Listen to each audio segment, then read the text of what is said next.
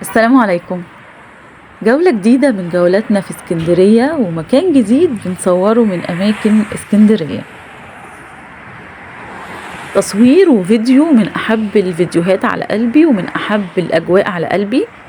أجواء بقى في عز النوة وفي عز الصبحية كده والشوارع رايقة واسكندرية. هي دي اسكندرية بقى بروقانها كده وبجمالها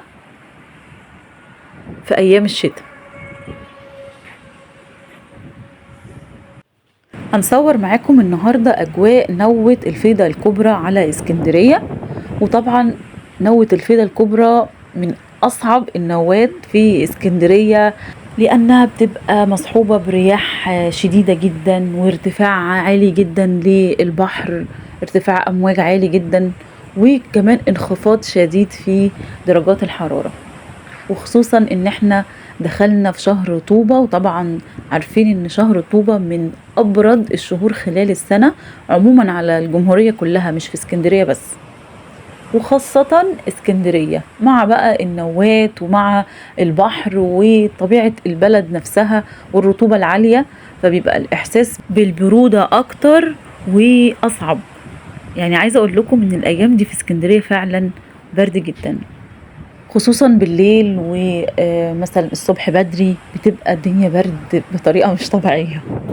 بنصور معاكم النهاردة من العصافرة وشواطئ العصافرة، تحديدا ده شاطئ العصافرة المميز.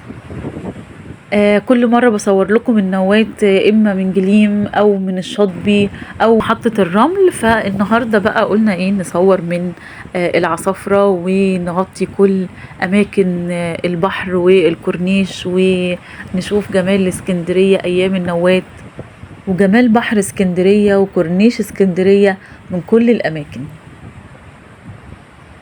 بصوا بقى شكل البحر أثناء النوة، يعني برغم ان الموج عالي والبحر اصلا، يعني بصوا الموج في الطبيعي ما بيوصلش لحد هنا، الموجة طالعة لبره جدا بسبب الرياح والهواء الشديد وكده، بس برضو بحر اسكندرية وجماله بيزيد وقت النوة. سبحان الله، سبحان الله وبحمده، ربنا يديم علينا نعمه يا رب. في الوقت ده بالذات بنفتكر بقى قد ايه ربنا بصوا مدينا نعم الواحد فعلا مش قادر يعدها، والله حقيقي في وقت البرد ده. يعني غير ان احنا طبعا عندنا البحر وبنستمتع بجماله وشكله، وان قد ايه بهجة ان الواحد بس يعدي كده على البحر ويتمشى على البحر، الحمد لله ربنا يديمها علينا نعمة. بس كمان وقت البرد الواحد بيفتكر قد ايه الحمد لله عندنا بيت وعندنا غطا وعندنا عيلة حوالينا، ربنا ما يحرمنا يا رب من النعمة دي كلها، قاعدين بصحتنا الحمد لله، قادرين ناكل وقادرين نشرب وقادرين نتحرك الحمد لله. يا رب يعين كل محتاج ويقوي كل مشرد، اللهم امين يا رب العالمين.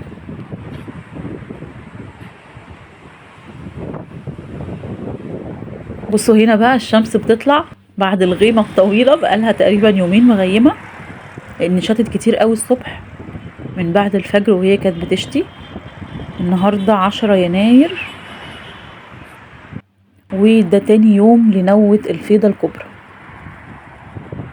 امطار شديدة جدا ورياح، انخفاض درجات حرارة. البحر زي ما احنا شايفين الموجة عالية جدا جدا، يعني ارتفاعها 5 متر حاليا هنا مكان ما كنا بنصور دلوقتي. شوفوا الشوارع لسه فيها مية ازاي، احنا كده وعلى البحر يعني، لان المية كمان لسه يعني كان لسه الشتاء من ساعة او من ساعتين، احنا الساعة 9 الصبح.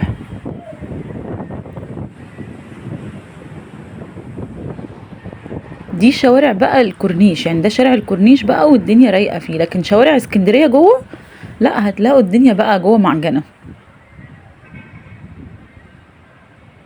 لو في شارع فيه شوية تراب طبعا خلاص بيعملوا طين، لو في شارع فيه مثلا ورق شجر ولا حاجة بيبهدلوا الدنيا. غير بقى طبعا طريق الكورنيش نظافة ما شاء الله وبينشف بسرعة، لان الهواء على البحر برضو كمان اكتر.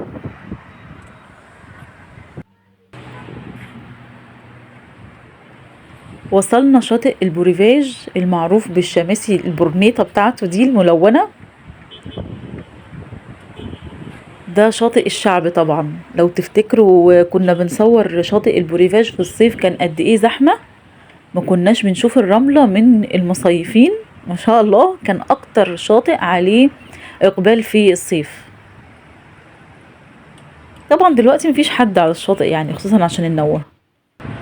لو في ايام عادية غير النوة هتلاقوا ناس قاعدة عادي، اسكندرانية بقى.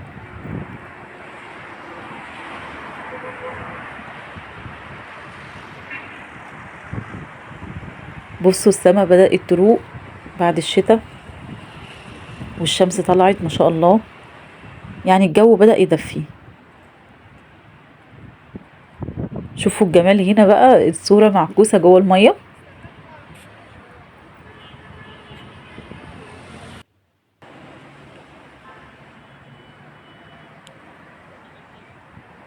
ما زلنا عند شاطئ البوريفاج.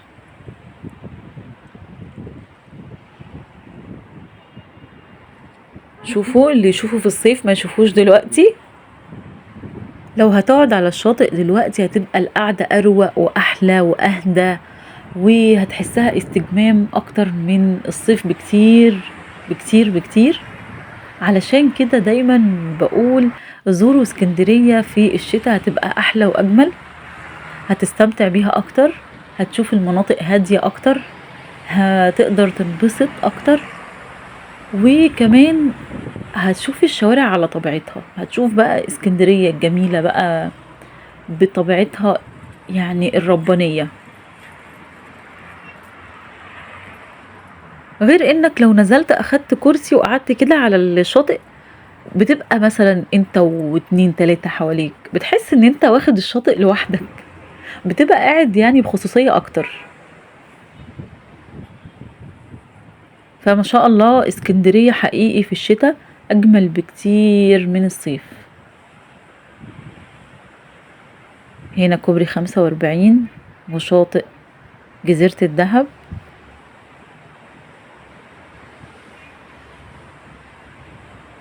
كان برضو في الصيف عليه اقبال كبير جدا جدا.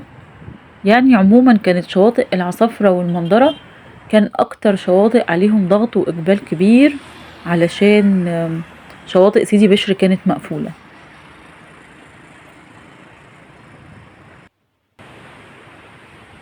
السنة دي ان شاء الله في الصيف هيتم افتتاح شواطئ سيدي بشر، وهيبقى الضغط اقل بكتير على شواطئ العصافرة والمندرة، وهنشوف بقى ان الشواطئ كلها يعني فيها خدمة، لان شواطئ سيدي بشر حاليا بقالها سنتين مقفولة. بس خلاص توسعة الكورنيش خلصت والشواطئ اتجهزت، يعني بيتم التجهيز فيها حاليا، فعلى الصيف بإذن الله هتفتتح.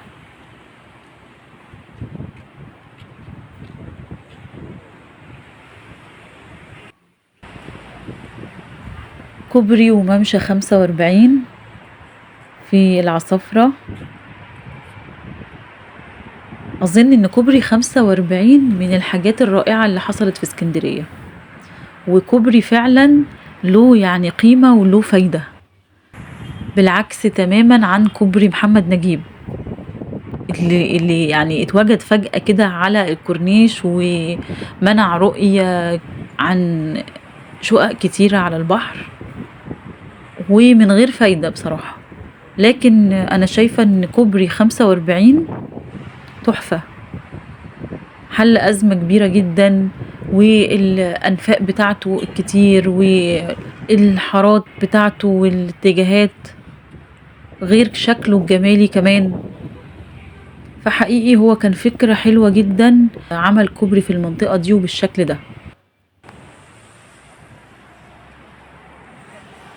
هنا احنا قدام نفق خالد بن الوليد، قصاد شارع خالد بن الوليد ومرسى المراكب في ميامي.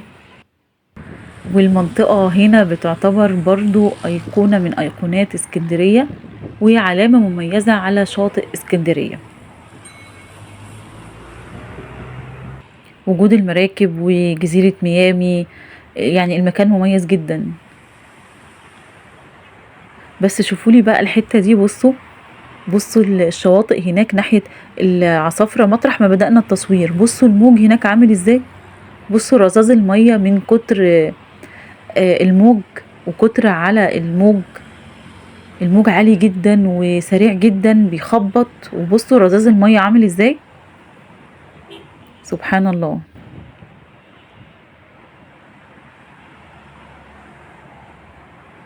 منتزه كمان باين من هنا. وبكده هقول لكم ان جولتنا خلصت النهارده على كورنيش اسكندريه وفي اجواء نوة الفيضة الكبرى. اتمنى ان يكون الفيديو عجبكم واستمتعتم معايا بالاجواء الجميله دي في اسكندريه وجمال الاسكندريه وقت النوات. ما تنسوش لو مهتمين باسكندريه وكل اخبار اسكندريه اعملوا لايك للفيديو واشتراك في القناه عشان يوصلكم مني كل جديد.